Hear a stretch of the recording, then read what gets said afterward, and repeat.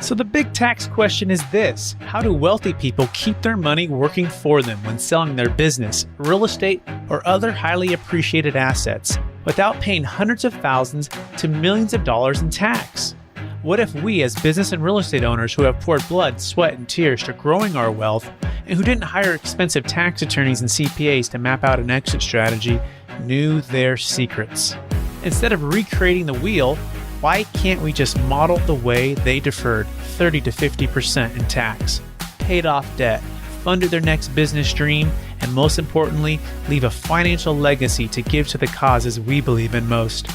What if their secrets weren't complicated at all, and you just need a guide who is a few steps ahead of you? That is the question, and this podcast will give you the answers. My name is Brett Swarts, and welcome to Capital Gains Tax Solutions.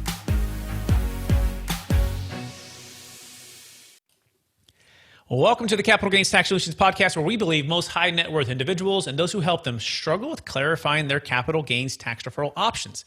Not having a clear plan is the enemy, and using a proven tax deferral strategy such as the Deferred Sales Trust is the best way for you to grow your wealth. Hey, I'm your host, Brett Swarts. In each episode, I'm joined by some of the best investment, real estate, financial independence, and passive income wealth advisors in the world, where they share their ideas, deal stories, and inspiration.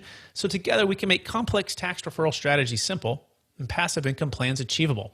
That being said, I'm excited about our next guest. He is a real estate expert, investor himself, and has a passion for helping around 1 million people is his goal find freedom when it comes to their retirement and also their 401ks. He's from the great state of Alaska. I've never been there before, but I'd like to go there someday.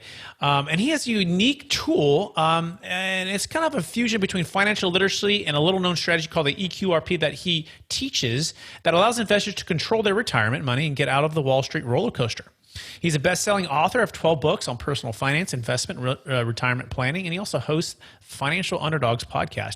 He's owned more than 50 companies, and he's also the founder of his own martial art, I believe, studio, Yokido. He's also the chief honey badger at the EQRP company and the lead architect of the EQRP. It's kind of like the Ferrari of the 401ks. The EQRP is a unique and powerful system to put individuals in command of their own investments, tapping into the $30 trillion locked away in Wall Street controlled retirement programs. He's also a professional investor with decades of real-world experience that started with his first rental using a Visa card. Can you believe that?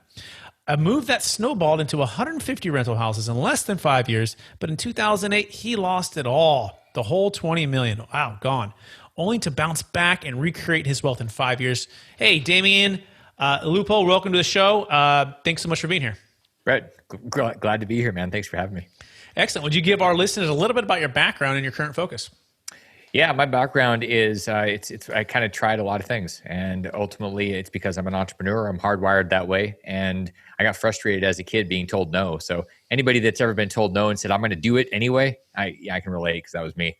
And in 1999, when a friend of mine said, "Hey, I got a deal," and I said, "Why are you telling me?" He said, "Because I need money." And I said, "Well, I don't have any money." He said, "Yeah, but you have a Visa." And so I said, "Yeah, I guess I have a Visa." And so my cash advance on that thing turned me into a multimillionaire through doing the same kind of thing over and over, buying houses.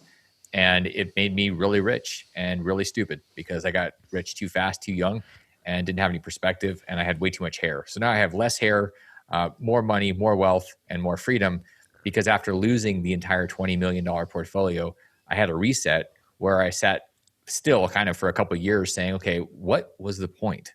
Like, what am I just supposed to learn from this and go do it again? Or am I supposed to do something different? And when I really dug deep, what I found was that there was a huge gap where people don't really have freedom. They tend to have a pile of money because they maybe got lucky, maybe they did some things that were smart, but they're never really free because they're nervous about losing it. And the gap was giving people a chance to design a life versus having a default life by using the resources they have, namely their retirement money, which tends to be most of people's liquidity. And so we just, the company that I founded that we've built around this idea, the EQRP company, gives people a chance to control their retirement money so they can actually do something with it and not just ride the roller coaster of Wall Street. Absolutely love it, and so excited to dive in because I feel like you guys are kind of like a cousin to us. that long distance cousin that you've never met. Maybe I have some relatives in Alaska. I have some Native American blood in me, so who knows? But that being said, so passionate about helping people gain freedom and really through clarity, through education when it comes to tax deferral strategies. And so I want to dive in a little bit of your story here and bring people into that point where, oh my gosh, it's like you hit the real estate lottery, right? Probably some hard work, some good timing, but really it's like you bought a lottery ticket on a Visa card, correct me if I'm wrong, and you took this thing to 20 million bucks. But in '08, you lost it all. But I'm curious, in the '05, '06, '07, did you know it was a high market is the first question. And number two was, did you feel like maybe it was a good time to sell? And if so, why didn't you sell? So it's a great question. And in 2004, I started noticing something really weird. It's called houses were going up to 10 to 15% a month, where a lot of my holdings were in Phoenix. And I said, this is crazy. It makes no sense. I'm a student of history and economics. And I was looking at it and I said, this is literally a bubble. And it just didn't make any sense what was going on. I mean, it made sense why it was happening, but it obviously couldn't continue. Much like a lot of what's going on now, we see a lot of projects and things, and it's like, how could this be that these things are up 30, 40, 50% in a year? That's not sustainable. So in '04 and '05, I sold tons of these properties and I made millions in cash. And I thought I was super smart. I was smart enough to sell. I wasn't smart enough to stay on the sidelines. And I went right back in. And that's what got me into trouble because my ego said, you're 10 feet tall and bulletproof. So I went in, and it's like a lot of people that have made money the last 5, 6, 10 years. And they said, oh, this is so easy. I am so good. No, you got good timing and you took some action. That's excellent. The problem is you don't have any perspective before you've gone through a cycle, before you've lost. And so you think, oh, it just keeps going. It's cognitive bias towards the past. And in 2008, I realized that, oh, cycles do happen and they happen to all of us. And I was too leveraged and I thought I was going to be too right. And in fact, we're going to be wrong more than we're right when we're investing and in business. And that was really how it wasn't just the 20 million, Brett, it was actually 20 plus 5. So I was negative 5 million by the time I got done. See, when you say, well, I've risked $1 million, maybe, or maybe you risked 2 million, you just didn't realize it. So you can actually lose more than you have. Wow, yeah, so much there to unpack, and I want to dig in even a little bit more. So you actually saw the writing on the wall. You actually took action and you sold. Now, when you sold, I've got to ask, did you pay the capital gains tax? I mean, what did you do with all that gain? So yeah, actually at that point, I did pay capital gain tax on the excess beyond what I had. So when I sold, I ended up going and buying a bunch more stuff. And so when you offset some of that stuff, there was tax, and I paid some tax bills. And I also had a lot of carry forward stuff that was built up because when you're starting a business, you don't just make profits. Like you put a ton of money in, and eventually down the road, the hope is that you make money and you get to carry forward those losses. And so I had a lot. I had millions of dollars that I had put into the business. So I made millions, but I also had millions that I had borrowed and I had put in. So yeah, there were definitely some taxes. Got it. And did you do any 1031s at that time, or did you just sell? And a lot of houses, it sounds like. So maybe it was short term or fix and flips. Or walk us through that. I want to make sure I capture this well because I have a similar story that I'm going to share right after this. So when I sold my stuff, some of it was by myself and some of it was with partners and things. And so when I went and bought other stuff, it was in different entities with different people. And so there wasn't a way to go 1031. Starker to move from one to the next because it wasn't the same entity. It was different things. And so I had some rules that I was playing by. And so, that's why there was capital gains there. And some of the stuff, the timing was challenging because, you have to pick your properties and then close within a certain number of days. And that didn't work for what I was trying to do.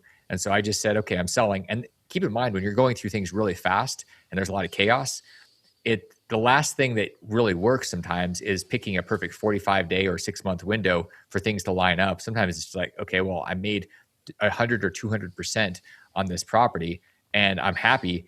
And sometimes that's the best answer. The problem is when you go, oh, I'm so happy and so arrogant enough to think that I can't be wrong. And that was the problem. Yeah, and so I thank you for sharing that. And so if I heard you correctly, partnership challenges, entity challenges, the whole entity must move with the 1031 exchange. That's where most of us are at. The people used to do some drop and swaps or try to do a TIC, but I know in California especially, the franchise tax board is really locked down on that. But even though it gets complicated, right? Partners want to sell, some want to go, some don't. And so a lot of syndications and a lot of syndicators, they just end up selling and paying all the tax and or just the timing. I call it the 1031 rat race, right? You're stuck with this 45-day sprint, 180-day close, and you end up overpaying, generally speaking, more debt, more property because it's equal or greater value, and it becomes a situation where our parents taught us to sell high and buy low. They didn't teach us to sell high and buy higher 180 days later with more debt, right? Especially in a highly appreciated market. And so I promised you my story. And so when I was at Marcus and Millichap during 06 is when I started, and then everything hit the fan, and 08 everything crashed. And I saw friends, family, clients, like some of them lose everything or lose half or have to battle with the banks or barely scrape by. I mean, they worked for 20, 30, 40, 50 years to build up all of this wealth just to see it almost all the house of cards just evaporate. And the biggest reason we found was people were overpaying in the 04, 05, 06, 07 market. They were doing the 1031 exchange, taking on too much debt, what I call dumb debt, right? Debt is your friend when it's a buyer's market, lower price, forced appreciation opportunity. You can really add value. It's not your friend in a highly overpriced market, low inventory, right? Prices are propped up perhaps by lower interest rates. And so that's exactly what happened. And then when they sold, they owed all this tax, or they would have owed all this tax. So instead they did the 1031 and overpaid. All that being said, we have a unique solution for that. It's called the Deferred Sales Trust, which is why we launched our company, because we found that this truly could have saved them. They could have paid off all their debt. They could have deferred all the tax. They could have sat on the sidelines, put it back into Wall Street if they wanted to, or out of Wall Street into their own deals or with partners, all tax deferred without having to take on any more debt. And so I think I bridged the gap, but I'm curious on what you would think because you're already in this space and you're kind of reversing it. You're taking it from Wall Street back into real estate, for the timing aspect. But what is your thoughts? Have you ever heard of the Deferred Sales Trust, or what is your thoughts on just that concept I talked about?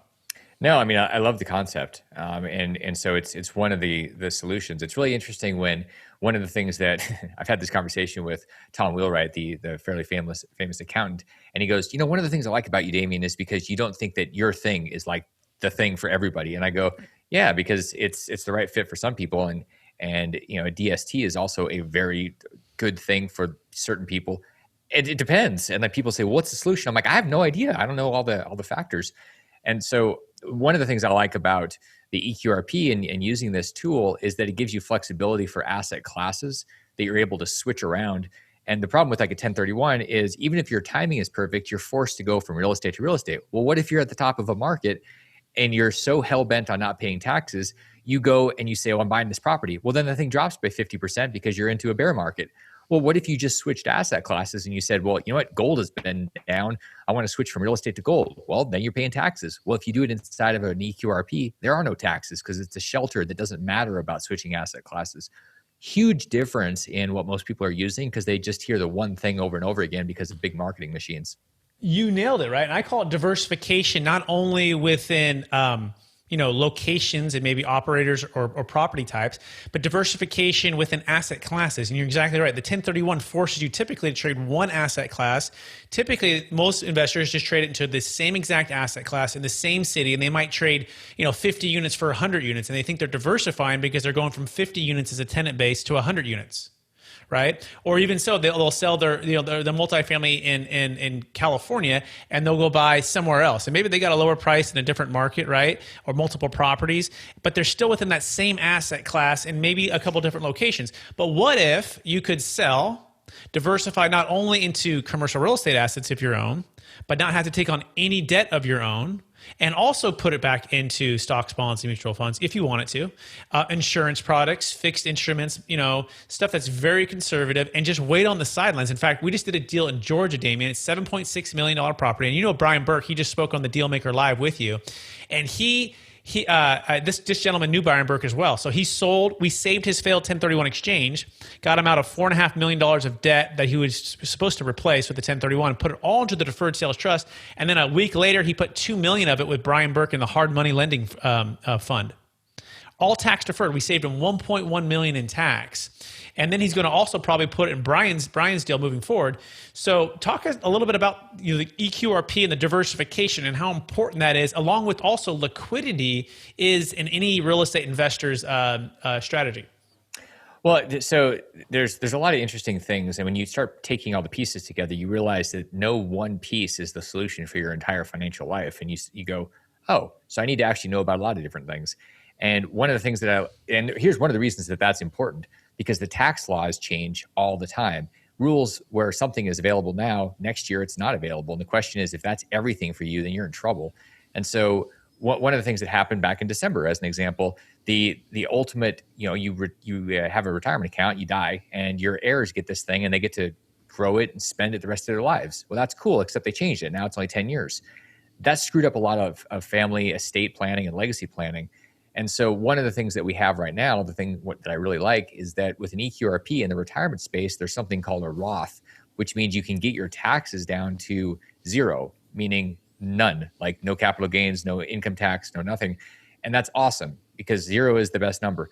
The problem is, if you wait down the road, you may not have that option, and rules change. We're going into a very neo-Marxist kind of environment with a lot of socialism. And I don't think that's very good for people that are investing in things relying on current stuff, because the current stuff's going to change. So how do you hedge against that? You have a variety of different tools. And so you have to say, okay, well, one of these may go away. And so I have other options. And with the EQRP, you have the ability to get your assets into a zero tax forever. They grow and they're taken out tax-free. And that's an ideal scenario. There's nothing that's better than that, where you can take your stuff out tax-free. Unless you get paid by the government, I suppose.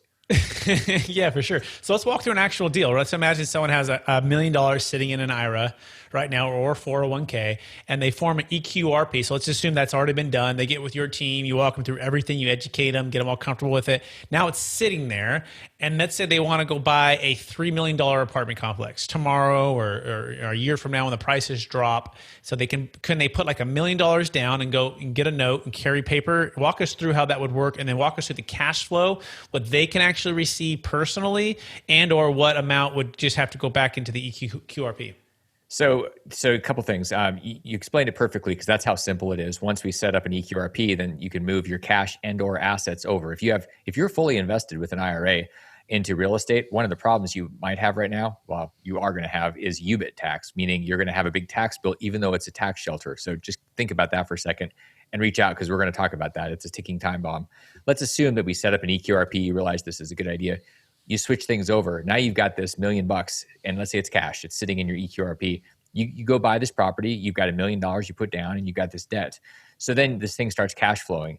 The owner of the asset is your EQRP. It's your retirement account. So the money goes back to that. Now, what you do with that money is entirely up to you. If your EQRP keeps it, there's no taxable event. It just stays there. It keeps growing. If you decide that you want to start living on it, then the question is, do you have the ability to pull the money out tax-free or penalty-free or taxed? And that's just a function of how old you are, and if you have other offsetting things. For example, if you're a real estate professional, you may have some other depreciation that you could offset against your income that's coming out of your retirement account. So that's one of the things that you can do. The best one is when you convert that thing to a Roth. And when you convert it to a Roth, as soon as any retirement account is converted to a Roth, that money is eligible to be taken out at any age, tax-free, penalty-free. So then you say, well, that's cool, except I heard I have to pay taxes if I convert it. Yeah, you've got a taxable event that can be offset by depreciation if you go buy some real estate. So there are ways right now, because of this merging of tax code that's been changed over the last 30 months, to where you can actually take retirement accounts at any age, convert them, get the money out, not pay any taxes, end up with real estate, live tax-free, live free, period. And it's one of those things where I think we're probably in a 6 to 12 month period until that ends. Amazing. So let me make sure I captured that first here. So you form the EQRP, you convert it over to a Roth EQRP, and you might have some liability there. Let's say it was $100,000, but if you went and bought a deal that same year and it had some depreciation, you could, perhaps do some cost segregation, and maybe that's what you're talking about, the merge here, where you could wipe that out, right? And so you're good there. So no tax again. You mentioned age though. Give us the age restrictions real fast and what that looks like. So when you convert, let's say you convert $1 million to Roth, and you've wiped out your tax because you've offsetting depreciation, and let's say you're 40 years old, you convert that $1 million, you can pull that $1 million out. It's considered Roth basis. So what just happened? You got $1 million that came out of your retirement account into your personal account. It's sitting in your personal account. That's pretty amazing, except you're concerned because of tax. There is no tax because it's basis. So now you've got this out, and it doesn't matter how old you are. So when you have Roth basis, that 59.5 doesn't matter anymore. So you could convert it really whenever you want to Roth and then take it out the next day. It's all basis. That's a different thing. Nobody talks about this. Yeah, nobody talks about it because a lot of their friends and family have never done it, right? Or their advisors don't know about it. They haven't connected with Damion to figure out how to do it. And that's the key, just getting a guide who's a few steps ahead of you, who's done these and help people to open your mind that there's these possibilities. So let me make sure I capture it again. So $1 million sitting there, you convert it to a Roth. Oh no, it's going to be taxed, let's say, of $200,000. But you use that million in that same year to put a down payment onto a $3 million property. You do cost segregation on that. And let's say you get 33% of that value-ish. And let's say it matches up the exact million, right? Or maybe it doesn't even have to. It just have to be the 200,000. I'm not sure. And then that's in the million. Okay, the full million. Okay. And now you basically created a loss here to offset what would have been the gain, the realized gain, if that's a fair way to put it, Damion? Exactly right. Yeah, great. And now I don't need to wait till I'm 60, right? So that just blew that false belief out of the water, right? I can do it at 40. So if you're listening to this podcast and you have an IRA, you have a 401k, and you're looking for solutions to have freedom and get your money out of jail, you want to get with Damion right away on this. Okay, great. So now what's the next step? So bringing it together now. So you mentioned your story, your challenges, and how you're helping people now. I want you to go back. I think we've all been given certain gifts, Damion, in this life. I call them God-given gifts to use to be able to bless and help others out. So what was that one gift that you were given? Perhaps when you were a kid, you realized you're a teenager. And how does that gift help how you help people today? I think it's one of the 4 traits of our avatar, the honey badger, and it's resilience. There's a piece of me that doesn't matter how many times I get bloodied or beaten up or knocked down. I just keep going. I mean, I've lost all my money 3 times. I've just been criticized and condemned. And when you start realizing how little it matters of what people think about you, then you start actually showing up completely versus trying to do a dance to impress somebody. And so, it's really fascinating, especially now with social media, where if you say something and it's not part of the collective conscious of the socialist kind of bent that's out there, there's like a Twitter mob that goes after you. And so the God-given gift somewhere was the resiliency around saying, I don't really care how many times I fall down. I don't care how many bad things people say about me. It doesn't make any difference because it doesn't change who I am, my mission, or why I'm here. So if anything, it was that, because I'm not a superstar athlete. I'm not, we have to run with what we have. And part of that is disconnecting from caring about what other people think about you. It really will set you free. I absolutely love that, right? And I think there's so much truth in that, right? I guess when you trade the joy of having other people, think you look like this shiny object for the joy of, hey, I'm going to be who I am and be honest about what I know. That's when the shift can happen, and you can be free, I guess, from other people's judgments. Is that a fair summary? Yeah, totally. It's an old chairman of mine who, I invested $400,000 with him for 2 years of him working with me. And so when people go, Tony Robbins is expensive, I'm like, I get it, because I spent similar type of money with this guy. And he said, you'll never understand how free you can be until the moment you disconnect from caring what people think about you. And I just remember thinking about that. He goes, get there as soon as you can and watch how free you are. And I was like, okay. And it's hard work because we're so used to wanting to have people look at us and go, yeah, you're a stud, or, you're amazing. We want the accolades. It's part of our need to be significant. And when you shift, one of the other human needs is contribution. And when you shift from significance to contribution, it's more fulfilling. Significance is more about success. And so fulfillment is really about the process that you fall in love with. And it's a deeper mission because it's spiritual. It's not just intellectual or emotional. I absolutely love that. That's a book in itself. Rewind that about 45 seconds and go through that again. Curious, how have you learned to disconnect from what others think? I mean, besides having that gift of resilience and maybe being a little more natural for you to do that, I imagine there's still a part of you that says, yeah, I sometimes I get tempted to get reconnected with that. How do you disconnect? By the way, real quick disclaimer. I just turned off the news about 150 days ago. I've never felt so good. Now, COVID-19 hit, David, and I was like, okay, I'm back in a little bit, but I could only take it for about 21 days. And I'm like, I'm going to lose my mind. And so I just turned it off again. And I'm just like, I get my updates from Melanie, and I'll get the updates when I go to the grocery store, here and there. And I think that's plenty. But what is your strategy to disconnecting from, and that's kind of a side thing. That's kind of more of like a distraction with news. But what's your strategy to disconnect from what from others think? So there's two things. One, we have to understand and we have to practice stillness. We have to be able to be still without noise or conflict or whatever. And that's hard because we're not meant to sit still. We're human beings that do things. The way to actually be disconnected from stuff is to be in motion, which is the other side of that, where you're doing stuff. Like I don't have time to be sitting there obsessed with the news because I'm busy serving people. I'm busy building things. I'm just busy. And so, some people just like to be busy because they're addicted to being busy and they don't know how to sit still. So there's a balance between these two. But when you're creating and you're in motion, it's really hard to just knock you sideways. If you're sitting still, somebody can push you over. But just think about momentum and trajectory. It's really hard to push a train left when it's going forward. Now, if it's sitting still, you can knock it over with a cat, but it's really hard because it's basic physics. And that's the same thing with humans. If you're in motion, you've got momentum going a certain direction. Good luck on trying to knock the person that's in motion. Like you can't even catch them. I love it. That's so wise. That's just wisdom, Damion. I appreciate that. Wow, I love that. So stay in motion, right? Stay focused. Keep striving forward. And when you're doing that, it's difficult to knock you off. I love that. Excellent. So what's the biggest mistake you, a client, or a partner's ever made when it comes to capital gains tax deferral? Connect us with either the 1031, the EQRP, either not knowing about a strategy or just, not preparing in time. Walk us through that, what's the biggest bad mistake someone's made that you've been a part of or heard of? Brett, I have so many mistakes and people do, but I'm like, well, I don't know. I feel like I've made more than everybody combined. Sometimes it just feels like that because I've done so many things wrong, which is how we learn. Probably my biggest mistake, and this is kind of the opposite of what you're teaching people how to do because you have better information than I had back then. So one of the biggest mistakes people make is that they insist on staying in the market and they insist on not paying taxes. And I go, why would you want to force yourself into something instead of paying the taxes and sitting still? And now there are other tools. Like I didn't know about what you share with people back then, and whether or not that was an option doesn't matter. The point is my need to not pay taxes was this really big, important thing. So I kept going.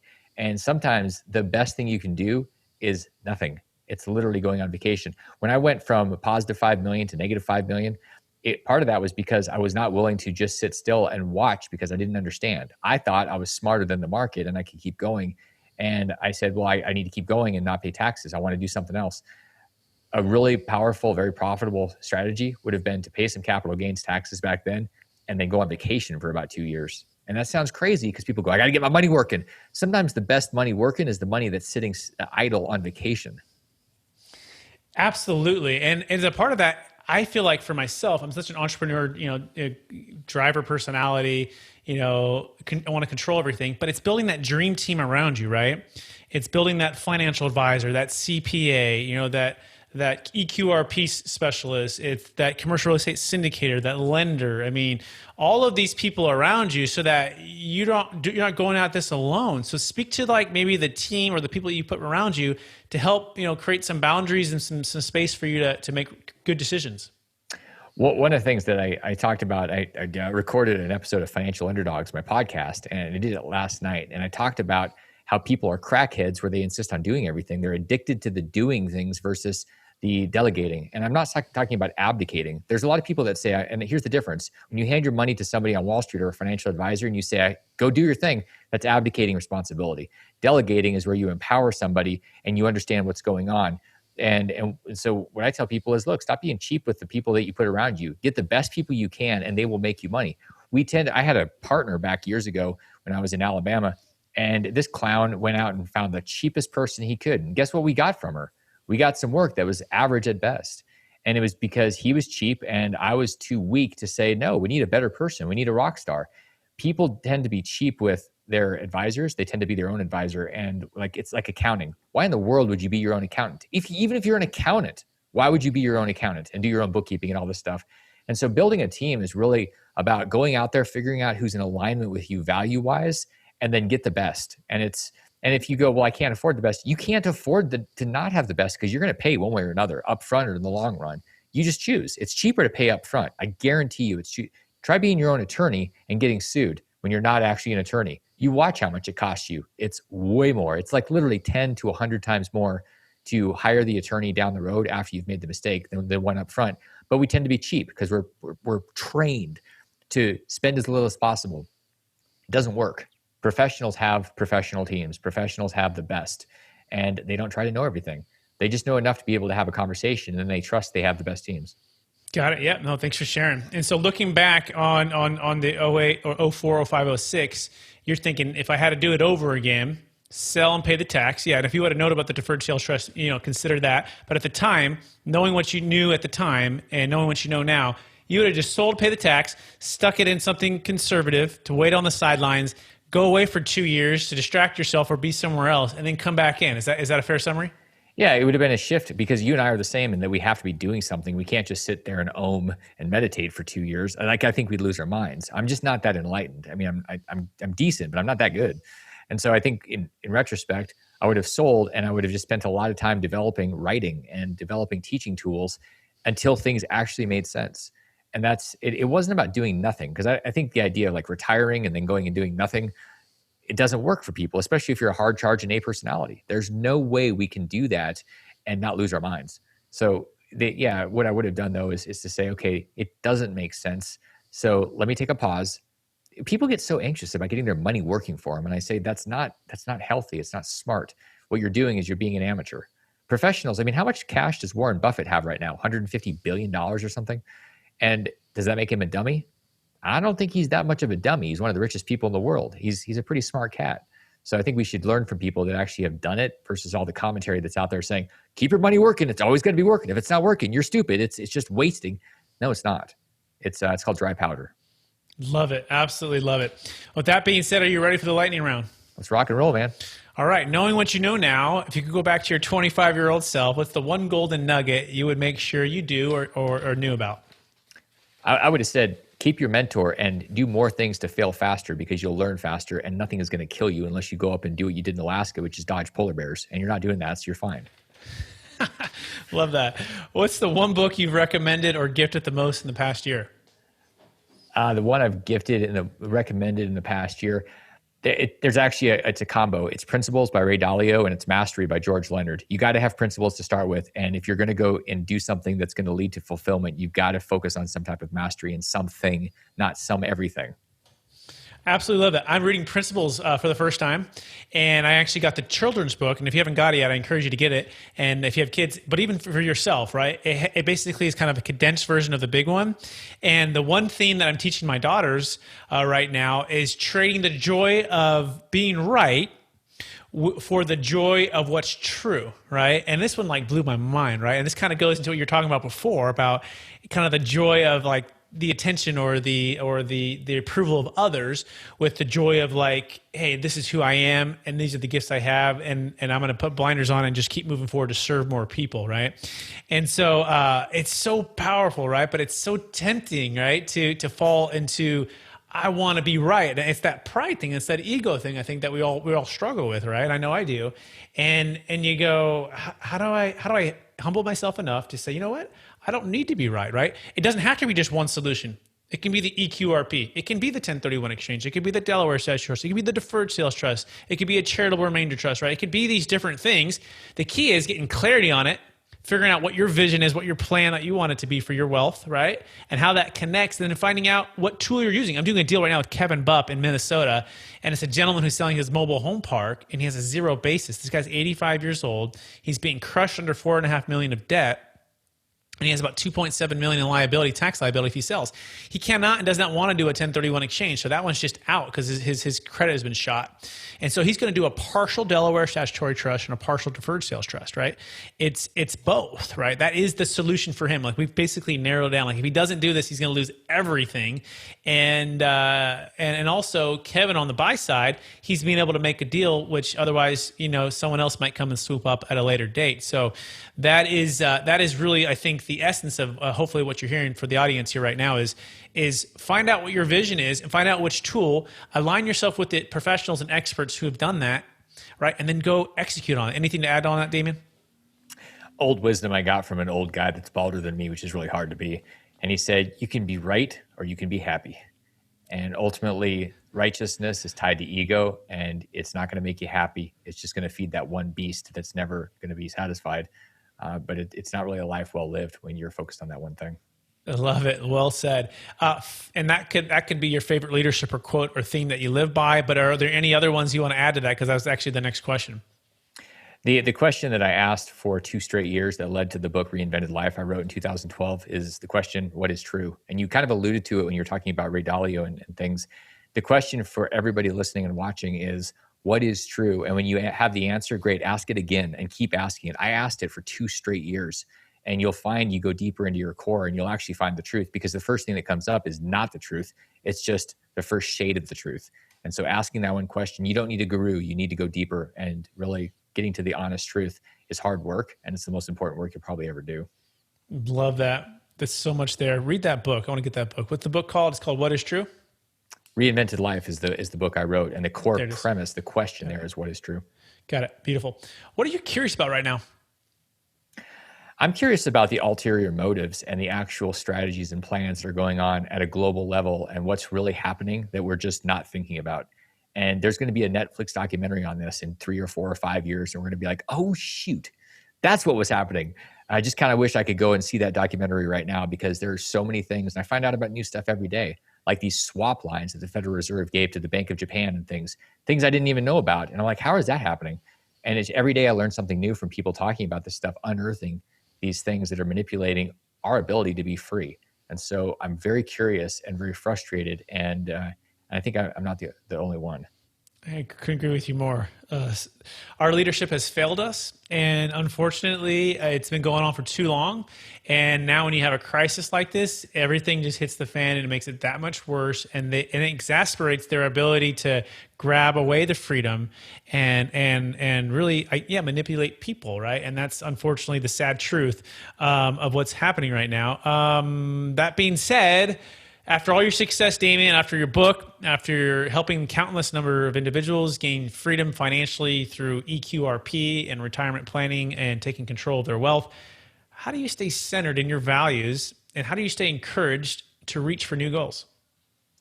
One of the things that I've done this year, and I think this is important for many of us, is to connect back with the purest things. And so for me, that was a garden. And it's going to sound a little funny because we're so used to going to Whole Foods or some grocery store or something. When you connect down to something as basic as food, which if you don't do it, you're dead inside of a month, for the most part, unless you're like one of these levitating, yogis or something. But reality is something that simple, just being back in nature. And I moved a few months ago to be closer to nature, where it's calmer, and just focusing on that instead of chasing the never-ending shiny objects. It's like we're a bunch of drunk squirrels chasing shiny acorns. Like, what is going on with us? Shifting into a place where you find the stillness in something that you can connect with, it really does start to change what you think about and what matters. You're like, do I really give a crap about what's on Facebook right now? And you're like, oh, relationships actually matter, and truth about my food and how you can connect with people. So I can't say how valuable that is, and until you do it, you'll go, oh, wow, never done this before. It has changed my life. Love that. Thank you for sharing that. And for our listeners who want to get in touch with you, what's the best way for them to connect with you? I think the best thing for people to do is to learn and share about what the work we're doing with the EQRP. It'll be a gateway. It's kind of like your gateway drug into the world of Damion. And so what I want to do is give it to you right now. Like, I don't want you to have to wait. Just give it to you right now. So if you just text the word EQRP to 72,000, you're going to get the report I wrote on the EQRP and the CARES Act, which actually has a super important impact on many people because it allows you to pull money out of your retirement account, even if you're still working, but it only lasts the next few months. And so texting EQRP to 72,000 is going to give you something you can learn about and also share very easily because, Brett, it's like love. When you love somebody, it doesn't take love away from you. It expands the pie. When you get information and you share it with people, it doesn't take it away from you. It literally empowers other people and you become a superhero and it's fulfilling. So that's what I want you guys to do. Take that and share it. Beautiful. Well, thank you, Damion, for that gift there and for the gift of your time and energy and inspiration and wisdom you shared with us in this last 30 minutes or so. I want to encourage you to keep using the gifts you've been given of resilience and empowering people with that resilience and encourage them to take control of their wealth and their retirement. And with that, I want to thank our listeners too for listening to another episode of the Capital Gains Tax Solutions podcast. As always, we believe most high net worth individuals and those who help them struggle with clarifying their capital gains tax deferral options. Not having a clear plan is the enemy, and using a proven tax deferral strategy such as the Deferred Sales Trust or using like the EQRP is one of the best ways to grow your wealth. So please reach out to us at capitalgainstaxsolutions.com if you're selling anything that's highly appreciated. A home, primary home, a business, commercial real estate, and check out the Deferred Sales Trust there. And we appreciate it. Please share, rate, review, and subscribe to share this message and help hopefully create more freedom for people with their finances. Thank you so much. You have just listened to another information-packed episode of Capital Gains Tax Solutions with Brett Swarts. We hope you enjoyed today's show and found it helpful. Visit capitalgainstaxsolutions.com to access the show notes and to access more resources. Don't forget to leave a review and join us again next time.